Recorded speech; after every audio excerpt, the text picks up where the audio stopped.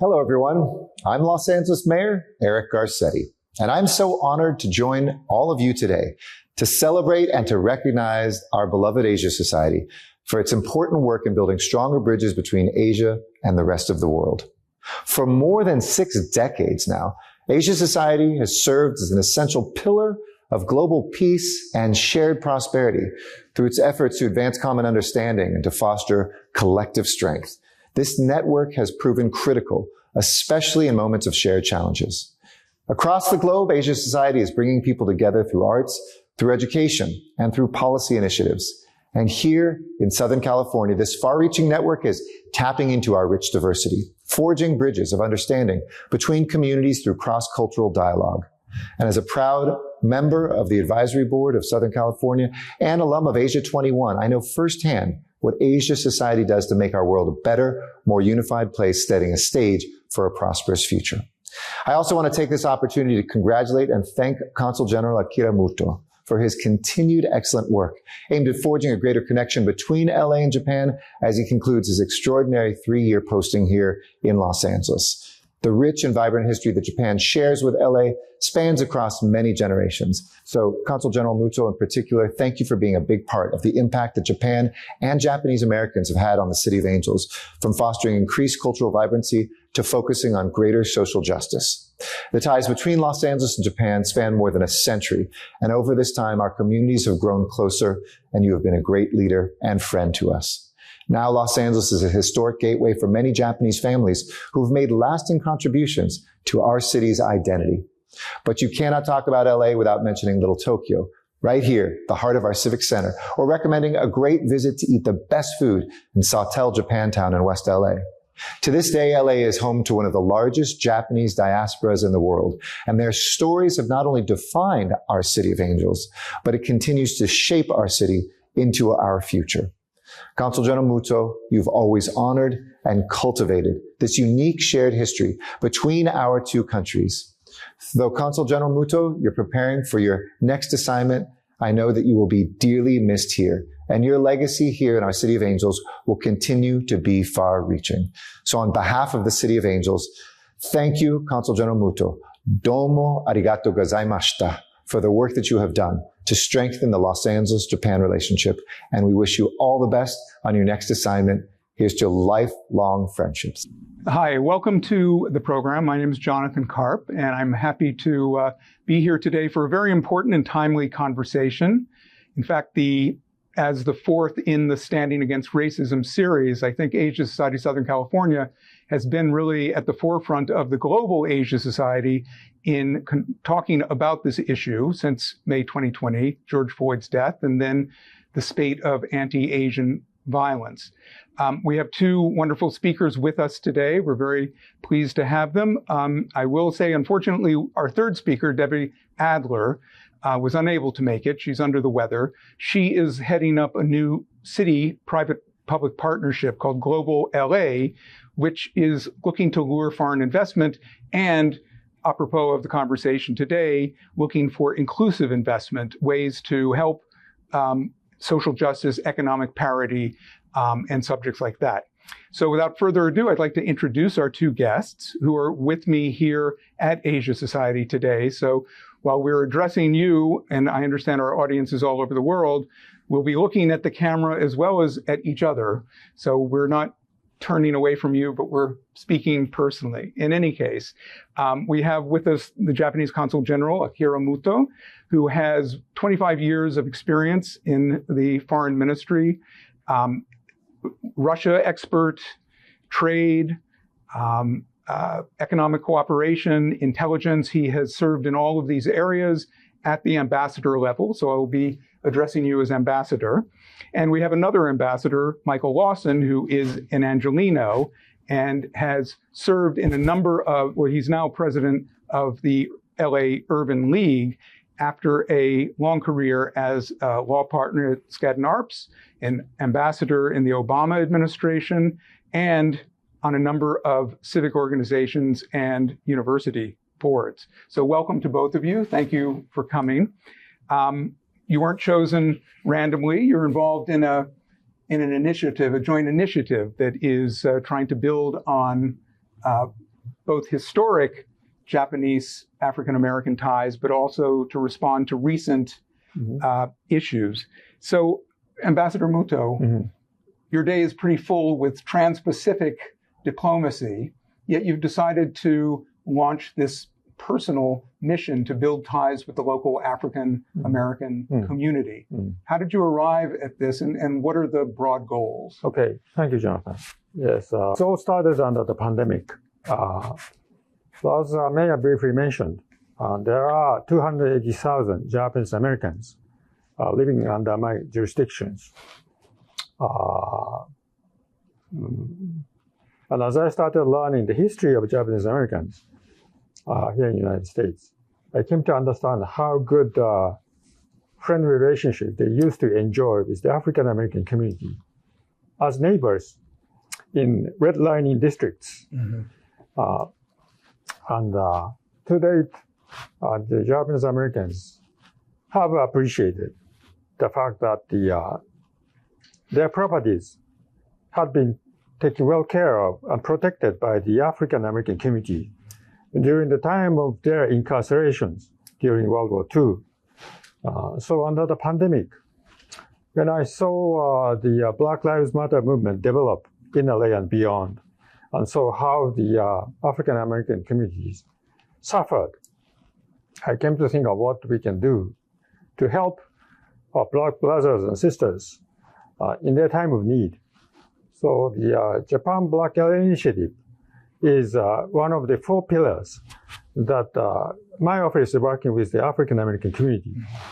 And the Japan Black LA Initiative itself, the purpose is to enhance the mutual understanding of the 2 communities through cultural exchanges as well as history learning, citizens of the God's world. The other efforts include Japan job training and youth exchange, as well as the institutionalization of these efforts by local institutes. Now today, these efforts have gained new dimensions. In the context of war between democracies and autocracies, since the divides in the United States originated from the social and economic injustice issue, would not help in these wars and would only allow the autocracies to exploit these divides in their favor. So it would be my hope to see more people and countries supporting the democracy to join our efforts to help American friends overcome these divides. Right. It is a grassroots effort that needs to be built outward. Ambassador Lawson, the Urban League has long been a major champion for African American issues, as well as other minority groups and underserved communities. How did you make the connection? How did this coalition come about, and why do you feel it's so important at this time? Thank you very much for that question, and thank you very much for inviting me. Quite frankly, Ambassador Muto reached out to us, and we were very grateful for it. But as you said, this was a part of our history. The Los Angeles Urban League has been in Los Angeles for over 100 years. We first opened our doors in 1921. And we have been through all of the various iterations and issues that you talked about. And as you pointed out, one of them was redlining, so that captured our community and the Japanese community as well. I saw that firsthand. My family, I was born in Arkansas. My family moved to Los Angeles. And the neighborhood that we moved into was Black and Japanese. The school that I went to in elementary school, significant Japanese population, significant African-American population, all through, quite frankly, middle school as well. So I grew up thinking this is normal. And what you mentioned as well is that the redlining was something that as children we didn't truly understand. And it was not taught as a part of history. And so the coming together, having Ambassador Muto call us up and invite us into his home and begin to talk about ways to bridge our two communities. And this is not the first time. So I don't want to claim that we are breaking ground that has never been broken before. We are reaching back and bringing forward what the people that came before us were doing before.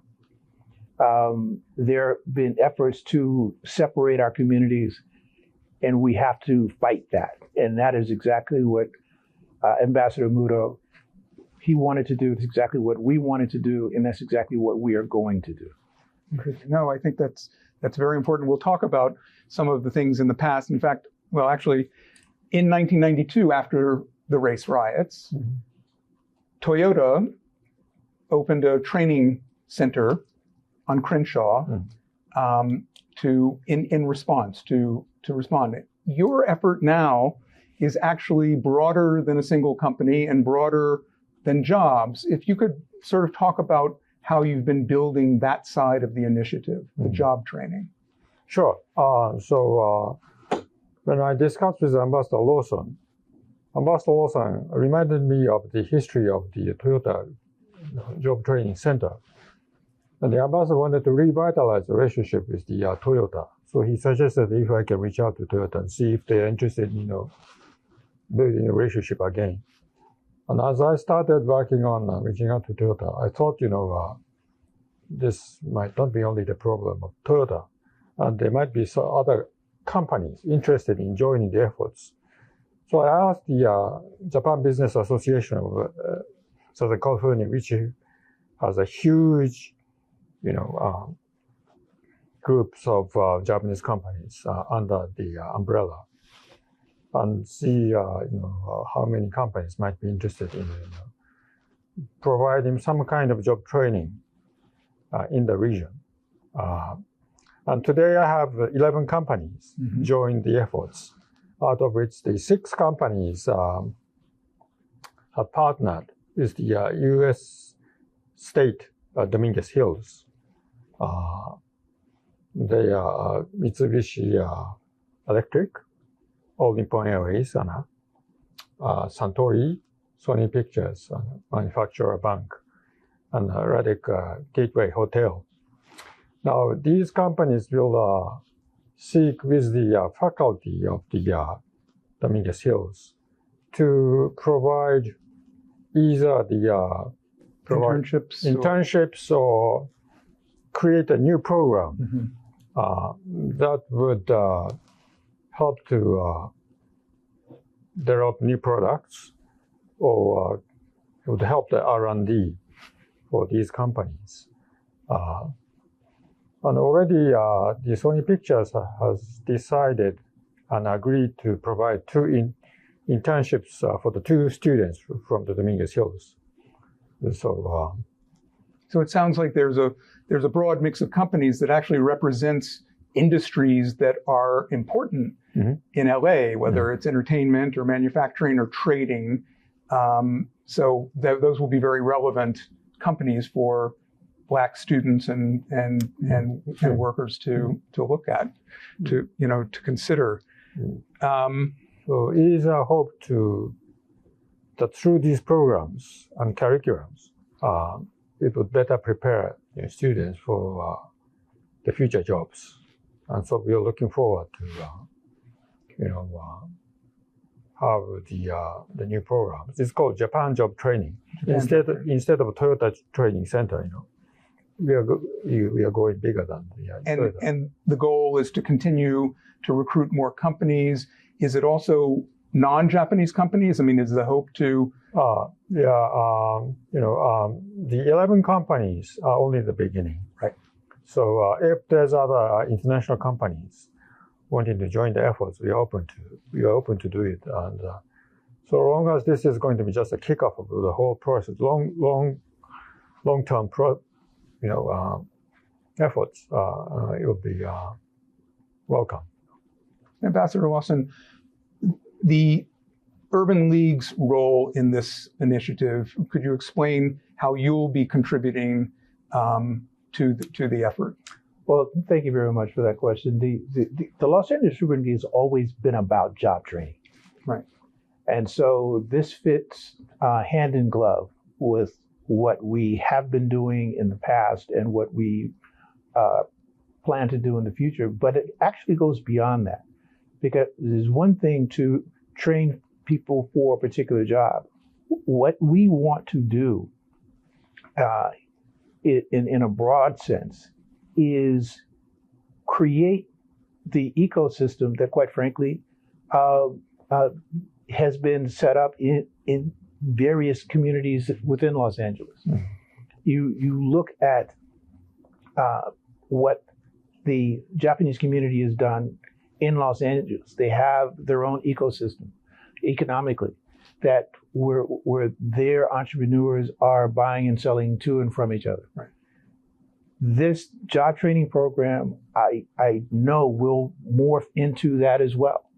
So with these businesses, they're not only training and hiring employees, but they will be engaging with entrepreneurs and businesses within our community as well. So that's the vision that we have, that we create this ecosystem where the dollar is circulates within the community, and this is what this is a city of multicultural people from various communities right. across the world. The African American community doesn't have that cohesion, and it's not that it hasn't been there before.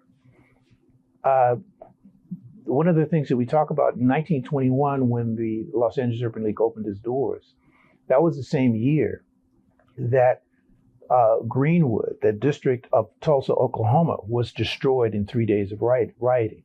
Mm-hmm. That area was considered Black Wall Street. It was doing, financially, it was top of the world. And that wasn't the only community like that within the United States. And during that period, 1919 and 1921, a number of those communities were destroyed in riots. And we have not been able to rebuild that, but that is what we are doing. And with the help of Ambassador Muto, I can see that happening. Absolutely. That is our goal, to rebuild Greenwood in Los Angeles. Right. And it's interesting because obviously the history of Los Angeles, like many cities in the US, but perhaps more so because it's so car oriented, is very, I don't want to use the word segregated in the legal sense, but very separate. And, and you talk about the Black community not having the sort of the cohesiveness perhaps as others. And I think of the Japanese community, the long-standing Japanese American community, as being quite cohesive. And some might say a little insular. So you've now brought in the Japanese Business Council. What is the response you're seeing from Japanese Americans for this initiative? They're very happy and appreciate what I'm doing today, and they like the initiative. And I'm glad today that more and more Japanese Americans, local institutions, are joining the efforts. And that relates to my fourth pillar, which is the institutionalization of efforts by local institutes. And so I'm glad to see the local institutes like JCCC, Japanese American Cultural and Community Center, taking their own initiatives to revisit the history of the relationship with the African American community, what they call the Bronze era. Right. When the Little Tokyo was taken well care of by the African American community, and how the African American culture, thrived in those days. By visiting the history under the initiative of local institutions, that encourages more and more people to join the efforts. and to thrive. Also, adding to what Ambassador Lawson mentioned earlier, from the point of view of the Japanese businesses,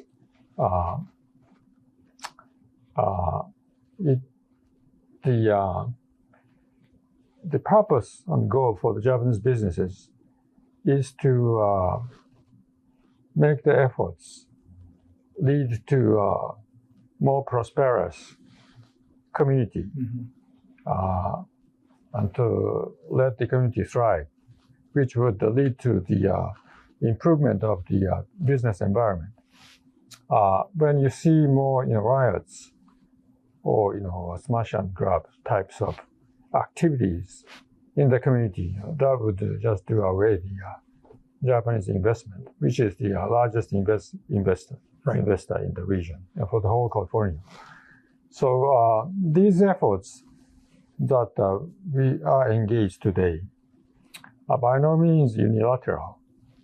We need help from the LA Urban League to promote those companies contributing to the community and to promote their activities so that they are welcomed in the community, which would make the business environment more improved. That would also consolidate their basis in the community and bring more investment. So here, to make the programs initiative sustainable, we are working together, on an equal footing. This is not, as I said, Japan side providing unilateral benefits to the African American community, but we also need African American community's help, especially the LA Urban League's help, to make the community as a whole thrive. Right, and Ambassador Lawson, the Urban League has deeper roots, obviously, in the Black community, and can guide the the initiative in terms of what the needs are. That's right. We're going to be taking audience questions throughout the program, and on to your point though about broadcasting this initiative more. Someone has asked, how can I learn more about the initiative? Is there a website? There is. If you click our homepage at the Consulate General of Japan, LA, then you'll see more of the information there. Okay. And if that is not enough, you can always reach out to us. Okay, and I'm sure as it develops, there will be more information. You mentioned Bronzeville, which was the period during World War II when Black Angelenos took care of property in Little Tokyo of Japanese families who were interned, right? And there was also tell me about.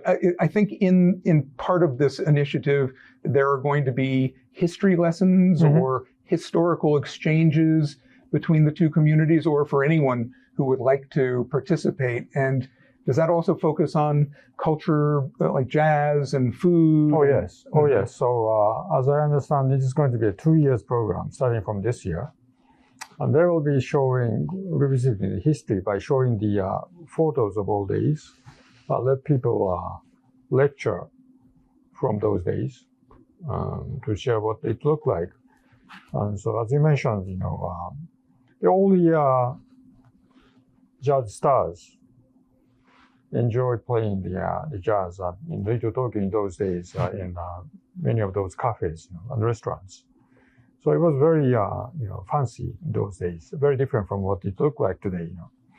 And so as they go through all the history and the exchanges in various ways, the culmination of the program, as I understand, would be next year when they will be showing the No theater, Japanese traditional no theater, demonstrating the history of the two communities with the jazz as the background music. Mm-hmm. So this would be the collaboration of traditional Japanese no and the very modern African American jazz.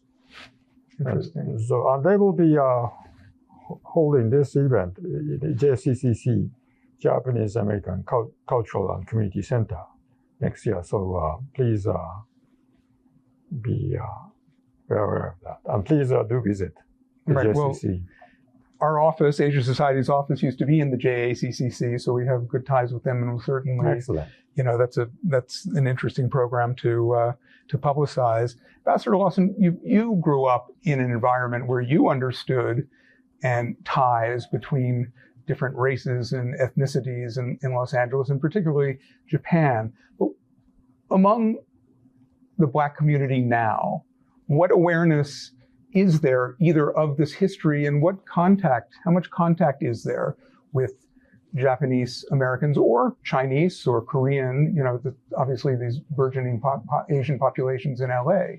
Do you see those ties, or is there still a gap? There is still a gap, and it is broadened, unfortunately, for two reasons. One is just the systemic racism that was in play. And when we talk about that, is one of the things that right-wing Republicans are trying to say we can't teach in school. This is important. The redlining not only, as Ambassador Muto said, had our communities together, but it also separated our communities. And one of the things that was that's critical to the growth of any community is access to credit and capital. Right.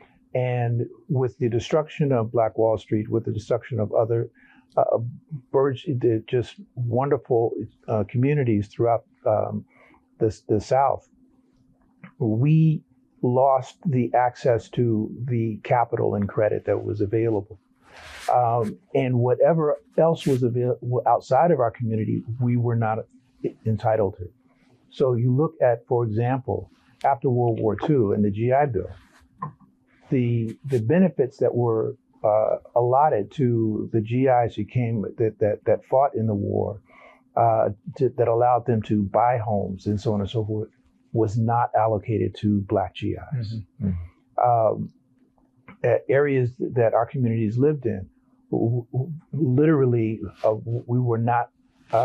We had no access to home loans and things of that nature, and this had a multiplier effect on limiting our access to the intergenerational wealth that is necessary for a community to grow, was stymied.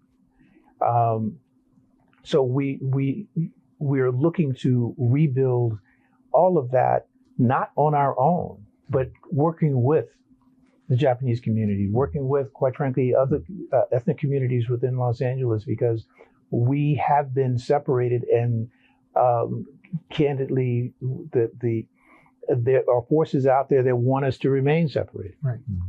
And so with the Urban League and with the help of Ambassador Muto, we are going to break those barriers. And the barriers were broken before. The lack of teaching in the schools is a part of it. That we were taught that they are different, we shouldn't engage with them. It's just the opposite. And not only is it just the opposite, you just heard the description of the community, the interaction that was there. And it wasn't forced, it was joyous. And as I said, I lived that. And we are going to rebuild it. There are so many different things that we have in common with our communities that we're just not aware of. Right. And the histories have developed differently. And I mean, you mentioned adding lessons to school curriculums about the relations. One of our viewers has also suggested that schools, and pardon me for leaning into the camera and the computer, that there have been some notable but forgotten or perhaps unknown, Japanese statesmen like Prince Tokugawa. Prince Tokugawa Ieyasu. Is that in any case? He lived from a while back, and he was for decades the president of Japan's upper house of Congress, and in the 1920s he incorporated Abraham Lincoln essay contests into all of Japan's public schools and universities. So he incorporates an American statesman lessons and writes essays, and perhaps there is not necessarily a distant Japanese statesman, but someone local who has, in the Japanese community or in the Black community, that formed a bond that could be sort of the heart of these educational efforts. You mentioned that, and one of the things that I learned just recently in the last couple of years was the story of the African samurai. A story that I did not know about at all. Tell us. During the this was during the time when the Jesuits were basically traveling the world. The Jesuits were unique in the sense that they knew how to speak different languages better than any other Europeans. And they went to Japan, and they had a number of Africans in their boat. And I can't go into it in detail because it's just, it would take all day, and I've read the book twice. But this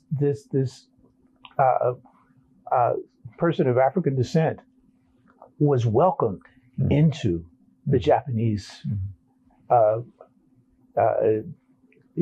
into Japan, and became a samurai, and was one of the principal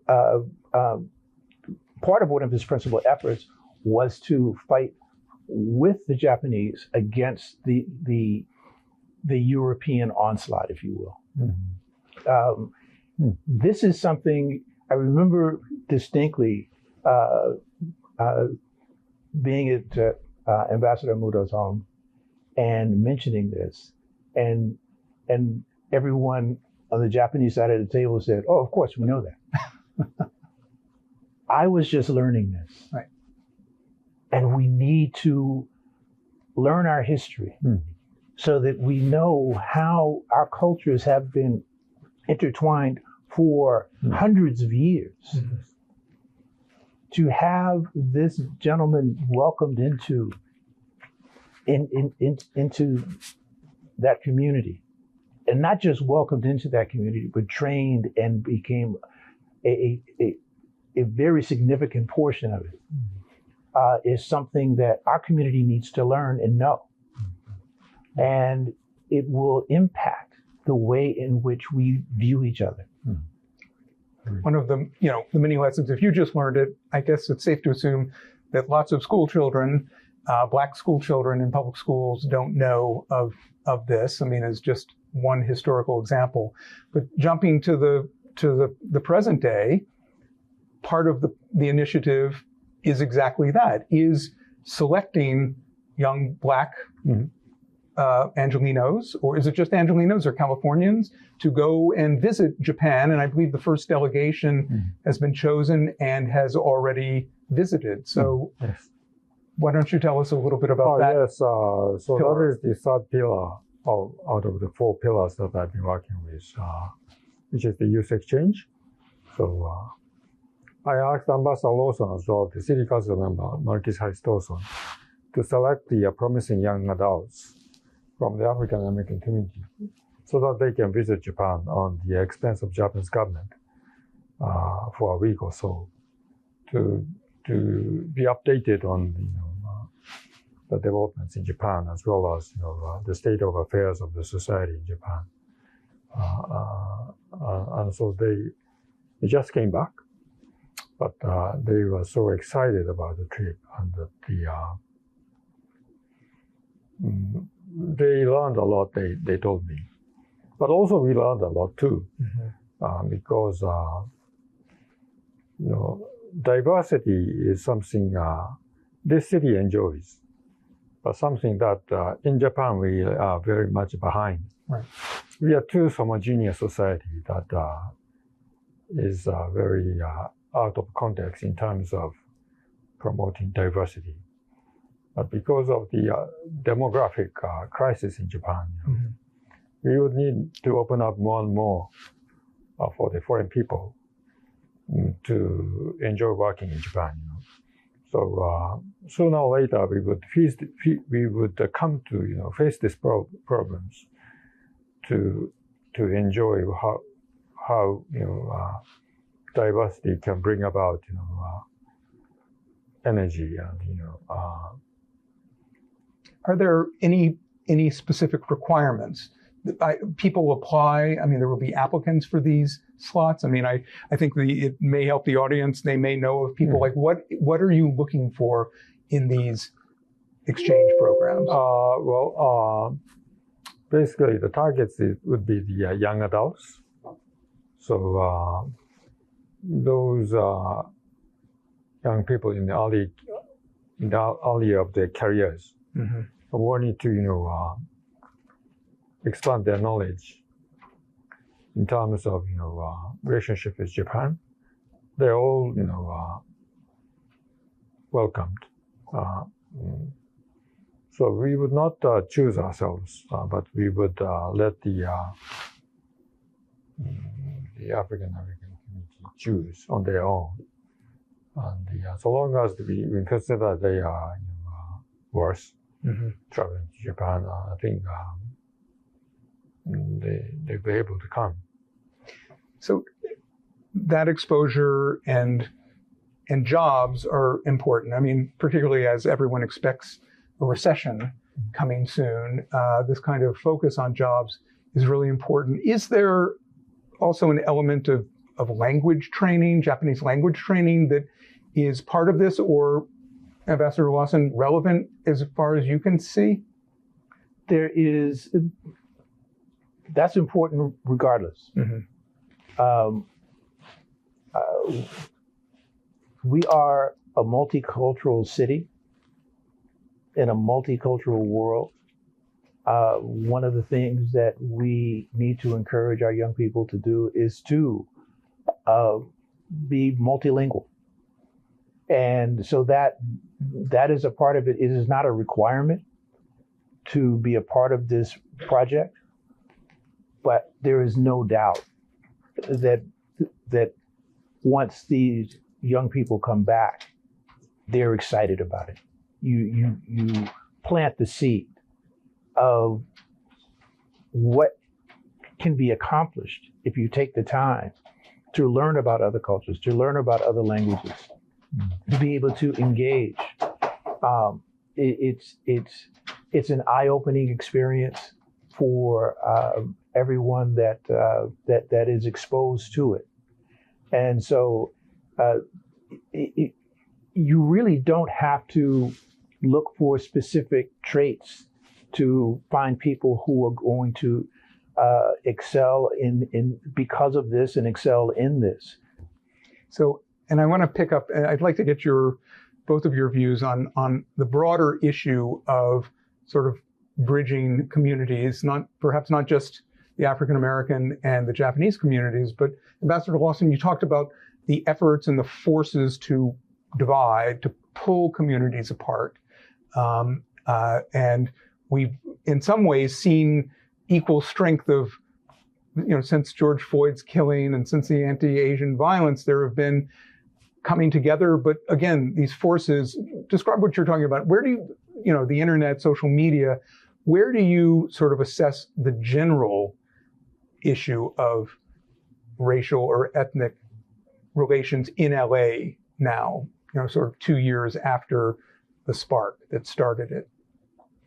We're in transition. The fact of the matter is, when you looked at the people who came to protest the murder of George Floyd, it was a multicultural crowd. Everyone was out there because they saw this as something that was unjust and something that was not a part of what we want to believe in ourselves as Americans. But beyond that, we had to push back against those forces that are trying to divide us, that are, and we have to push back against that at every turn. Is it going to be easy? No. Is it going to happen overnight? No. But this coalition existed years ago. When you look at what we revere Martin Luther King and Reverend James Lawson and others in the civil rights movement, and you look at the multicultural the multicultural folks who supported that, you recognize that we were building the coalition then. There's been the efforts to divide us have been somewhat successful, and we have to fight back against that. And that's why we welcome the connections with other groups within Los Angeles. This is a city in which I think that the numbers were there almost 40 different languages spoken in Los Angeles. Right. And we need to take the necessary steps to bridge those gaps, and push back on the lies that come forth through social media that try to keep us divided. So our voice, the Los Angeles Urban League's voice, is a voice that people respect. Right. And so when the George Floyd murder occurred, and not just the Japanese community, but other Asian communities reached out to us, it was almost overwhelming, and we welcomed them. They welcomed us, and I have to say candidly that there were members of our community who said, "Why are we, going shoulder to shoulder with these other groups that we've had some contradiction with?" I said, this is the opportunity to bridge that gap and create a coalition that will really have an impact in this country. And that is what's happening. That is what's happening. And I mean, it is important, you've made this point to me when we first spoke, that this initiative is your initiative locally. It is not something mandated by Tokyo. No. It's your initiative. So one of our listeners, viewers' questions is that, you're about to end your term later this month or next month. What can the public do to help, pass on the importance, understanding that also consul generals have latitude to emphasize these priorities? What can they do to sort of institutionalize and build on this legacy from the Japanese consul's side? Yes. So I think the operationally institutionalization efforts by the local institutes are very important. And for the audience in general, I would like to think about what the divide in the United States mean to each one of you, because it is not something that is happening beyond your life. This will affect your life too in the long run. If we leave this as it is. And, I'm sure the autocracies will exploit these divides in their favor. And just imagine what would happen, if it leads to the demoralization of the democracy, and it helps them to prevail. That would directly affect your life. So if you are concerned too and would like to join my concerns, everyone would need to take actions to make what small contribution they can to help overcome these divides. So it doesn't need to be a grandiose, efforts. Just start by small things that you can do locally. Right.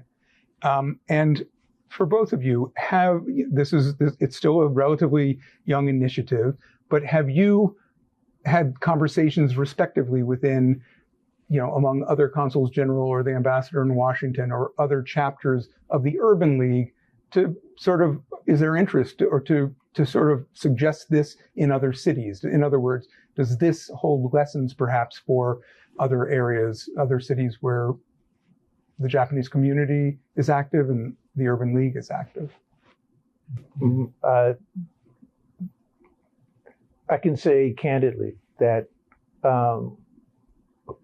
the other Urban League affiliates are listening and looking to mimic what we're doing. There's no question. Just to give you a sense of the breadth of the Urban League. The Los Angeles Urban League is an affiliate. We have a national Urban League that is based in New York. There are over 99 affiliates in 35 states across the country. And we're not cookie cutter. Everyone has a different way of working within their communities. And when I just came back from a conference where we all got together to talk about what we're doing, and this was part of the conversation. And everyone looked at this or listened to this and said, this is something that we need to do. We're stronger together. There's no question about it. Right. And this is, and there have been efforts to keep us divided. And this is, number one, it builds our strength. Excuse me. And number two, it is just what we should be doing anyway.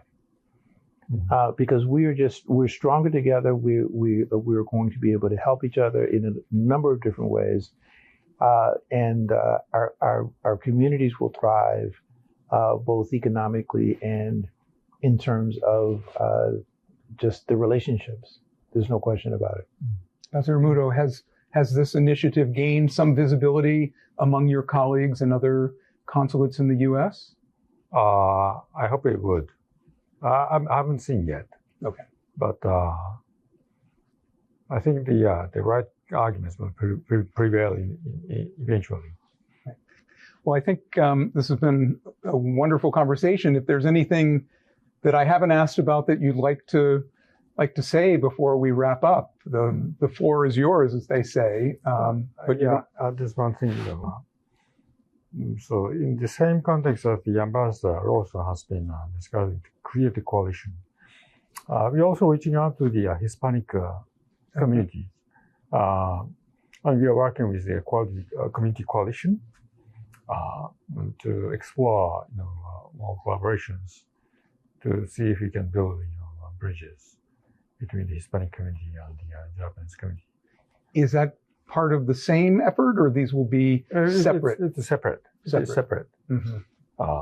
It wouldn't make sense if we just focus on the African American and do nothing with the other communities. So we are reaching out to all the major right. It's important. Local communities. Can't do everyone at once, and then you stitch the quilt together. Mm-hmm.